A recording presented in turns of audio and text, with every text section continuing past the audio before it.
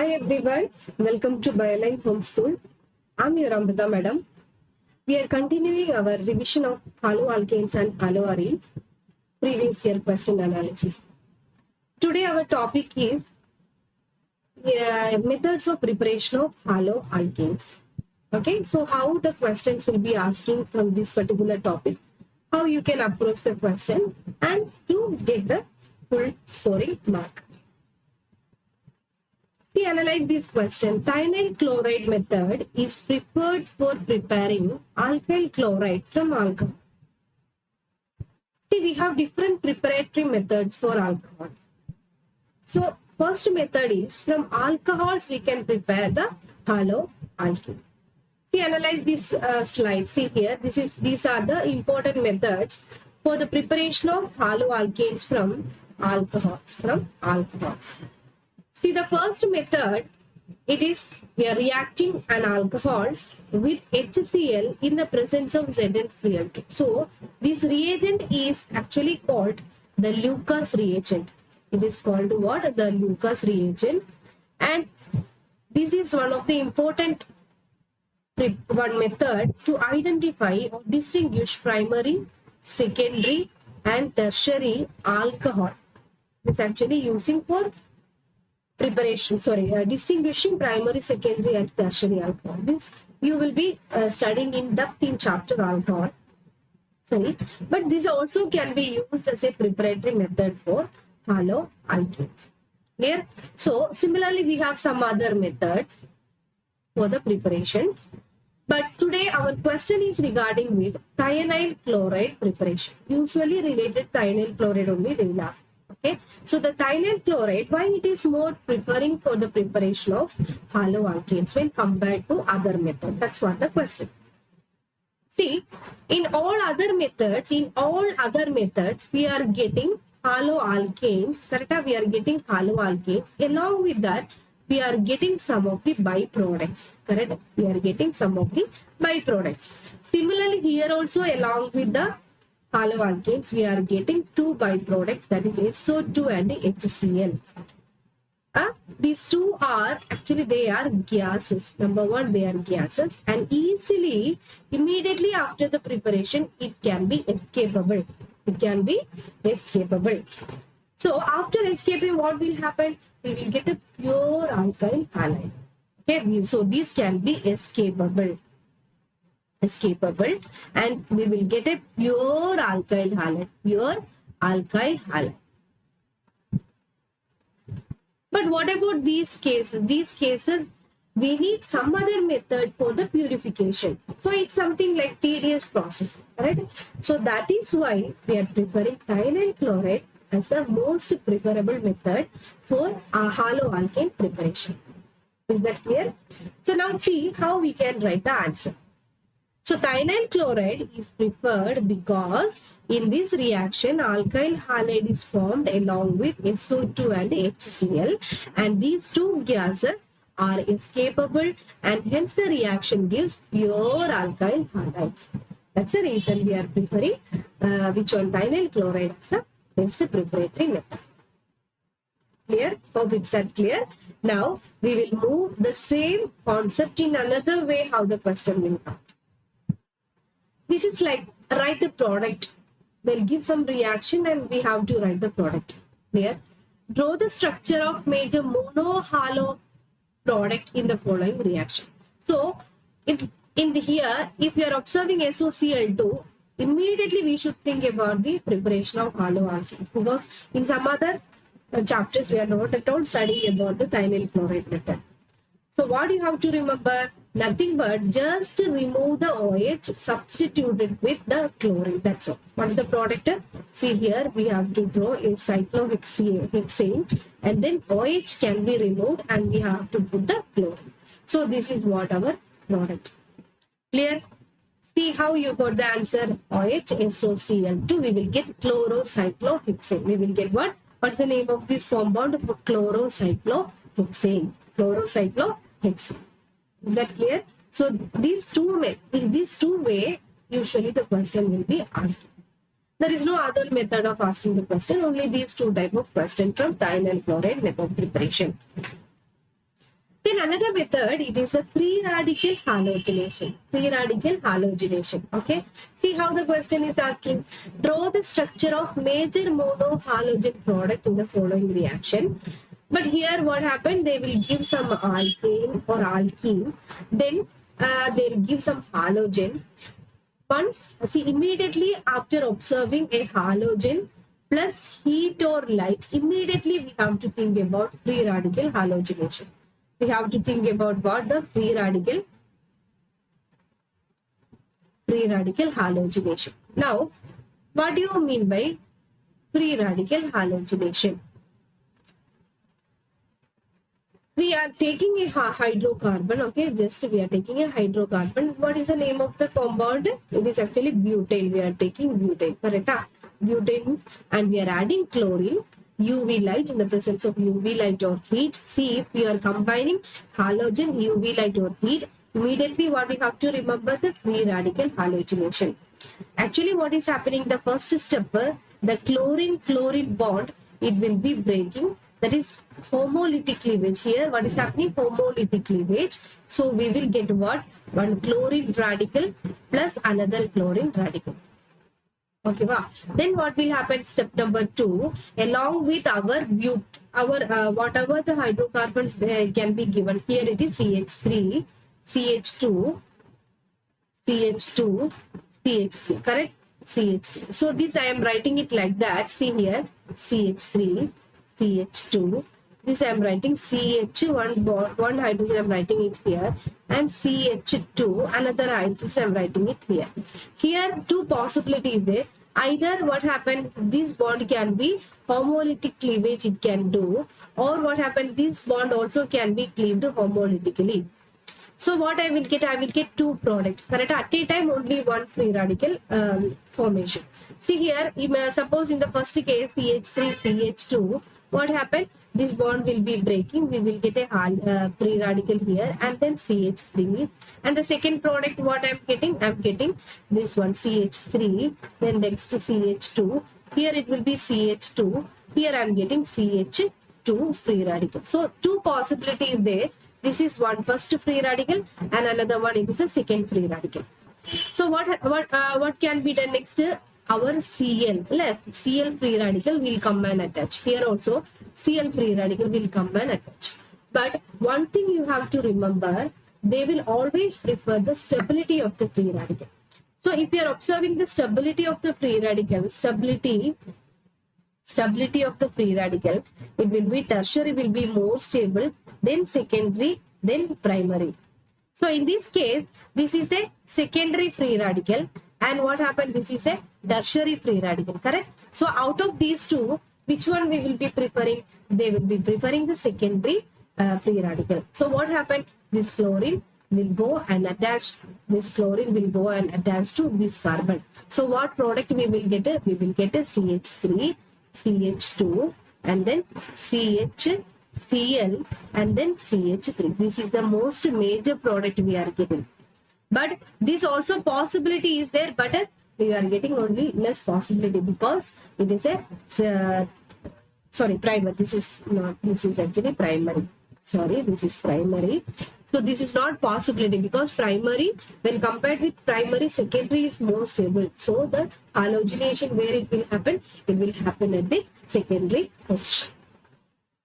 Hope it's that clear. Now we will see the question. See here, what is happening here? Here also butane, we are taking butane, chlorine is there. Then first primary also it can be possibility is there, secondary also possibility. But out of this major product, which is the major product due to the stability, the secondary will be the major product. Okay. Now see this question. First question, this is actually one cycloalkene. Then we are adding halogenation Br. What happened? There is two possibility, and here actually what is happening? The addition of bromine will be happening at this position. Okay, so we will get a product like this. Here. Now see this one. Write the major product in the following. Here also, when the question, after seeing the question, first what you have to remember, okay, it is a halogen and under UV light, immediately what you have to remember, the free radical halogenation. In the case of free radical halogenation, what actually doing, one of the hydrogen will be removing and then adding the halogen. This is what actually happening. But here you should remember, the halogens free radical will not be attacking on the aromatic ring. Okay, it is not going to attack the aromatic ring. Either two possibility, here it can remove one hydrogen, here also it can remove one hydrogen, correct? So there is two possibility. What are the two possibility? Number one, see, it will not be attacking the aromatic ring, correct? So no change here, NO2, there is no change here. But here what is happening? CH, one of the hydrogen, I'm writing it like that, here it is CH3, correct? And another case, same like this, here CNO2, here one I'm writing it like the CH2, and another hydrogen I'm writing it like that hydrogen. Here also what is happening? Homolytic cleavage. What happened? It will be producing free radical, correct? How the free radical it is forming? It is like that. And next CH free radical here, and then next CH3. Here no change, it is like nitro group will be attaching. In this case, how it is? It is like that. Here CH2, then next CH. This is also homolytically cleavage. What is happening? Here also getting one halogen, this is 2, and then here we are getting NO2. Clear? Now what happened? Now our halogen will attack. Here what is the halogen? Bromine. Clear? Bromine, this halogen will be attacking. Here also bromine will be attacking. So what is happening? This is actually secondary, this is actually secondary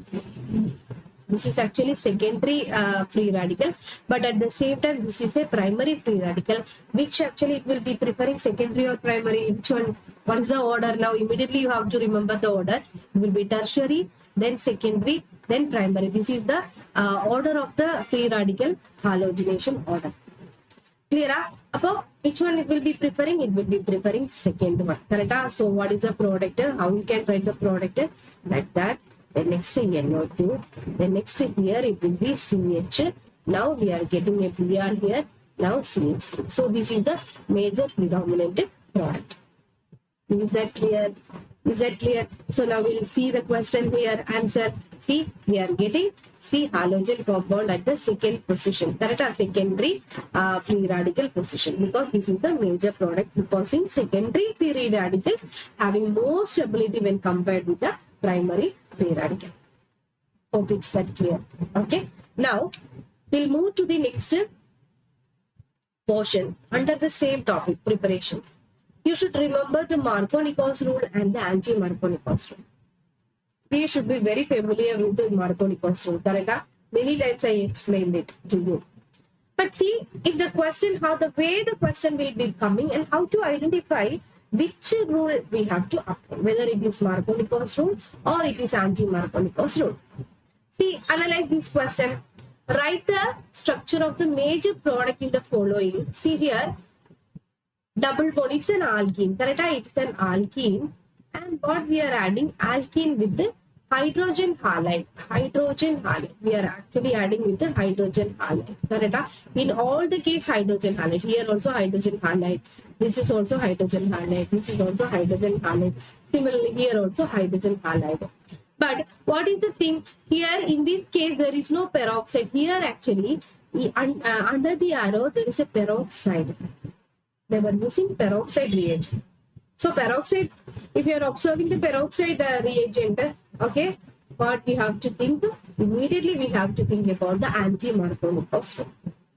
So before entering into the answer, we will discuss some of the basic of this concept. Now, this is another method of preparations of haloalkanes from alkene. See, in this first case, this is a symmetrical alkene, correct? Symmetrical. What do you mean by symmetrical alkene? Because here, see in see that alkene, double bond. In both double bond, okay, we are having similar number of carbon atoms. Here also one carbon, this is also one, equal number of carbon atoms on either side of the double bond, correct? Now that is called a symmetrical. What about this one? This is symmetrical or unsymmetrical? This is unsymmetrical. Why? Because this side we are having two carbons, but this side only we are having one carbon. It's an unsymmetrical carbon. Unsymmetrical alkene. Now see here, if we are adding hydrogen halide, what happened? This hydrogen halide will break. It will form a H plus and a H minus. It will form H plus and a H minus. Now, one of the H plus, it will go and attack with one of the carbon, and X minus will go and attack with the another carbon atom. So we will get a product like this. See here X and then H. This rule is called what? Markovnikov's rule. Correct? So what is Markovnikov's rule? So by the addition of hydrogen halide, the positive part of the hydrogen halide will go and attack with a carbon which having more number of hydrogen atoms, correct? But the negative part of the hydrogen halide will go and attack to a carbon which has less number of hydrogen. This is what the Markovnikov's rule. That for symmetrical case, we need not apply the Markovnikov's rule. But in the case of which one? In the case of this one, what unsymmetrical alkene, we have to apply the Markovnikov's rule. For example, in this case, see here, hydrogen halide, first what will happen, it will break, and here we will get a positive and here we will get negative. And this positive, it will go and see, okay? What happened according to Markovnikov's rule, positive part where it will go and attach with a carbon which has more number of hydrogen atoms. So it will be preferring where? This one, it will be preferring here. But the negative part, it will go and attack to a carbon which having less number of hydrogen atoms. See here in this case, no hydrogen atom. How many number of hydrogen atoms? 2 hydrogen atoms. But here only 1 hydrogen atom. So hydrogen will prefer hydrogen, more number of hydrogen, but the halogen negative part will be preferring the less number of hydrogen. Correct?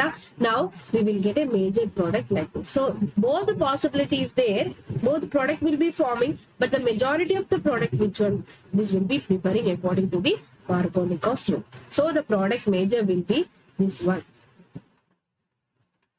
Here. Now we will see how we can answer the question. But if there is a peroxide here, if there is some peroxide here, peroxide, if you are using, it will not follow the Markovnikov's rule. It will follow what? Anti-Markovnikov's rule. It will follow anti-Markovnikov's rule. So what is anti-Markovnikov's rule? The same concept, ulta. How? The hydrogen H part will go with the carbon atom which has less number of hydrogen atom, but the negative part, it will go to a carbon which has more number of hydrogen atom. So this is what the anti-Markovnikov's rule. Is that clear? Now we will see the questions, how we can approach the question. See here, write the structure of major product in the following reaction. CH3, CH double bond C, CH3, CH3, HBr. So how to identify whether we need to like apply anti-Markovnikov's rule or Markovnikov's rule? First, it is actually an alkene. Yes. Another, we are adding hydrogen halide. There is no peroxide. If there is no peroxide, which rule we need to apply? We need to apply the Markovnikov's rule. Correct? So then we have to think. This is the positive part. This is the negative part. Positive, according to Markovnikov's rule, the positive part where it will go, it will see that now you have to see the double bond. Double bond just on either side. Here, how many number of hydrogen? Only 1. Here, there is no hydrogen. So the hydrogen where it will be preferring, it will go to this carbon along with this one, but Br minus, it will go and preferring to here. Why? Because there is no hydrogen, it will be preferring less number of hydrogen atoms. So how we can write the product? CH3, then CH, along with that what happened? One of the hydrogen actually adding, so CH2, then next C, along with that already CH3 is there, and then now we added the bromine, and then next one, it is CH3. So we got what is the product? What is the product name? 2 bromo, 2 methyl, 1, 2, 3, 4, 2 bromo, 2 methyl butane. 2, 2 methyl butane. See, this is 2 bromo, sorry. 2-bromo, 2-methyl butane. So this is the product. How we got it? You understood now how you got it? We are using the Markovnikov rule. Clear. Now, suppose if there is a peroxide here, what may be the answer? How you will get the answer if there is a peroxide here? How the answer CH3? In this carbon, the bromine will be attaching, and here the hydrogen will be attaching. Now we will get it like that. Here, if we have a peroxide. If there is no peroxide here, we will get a product.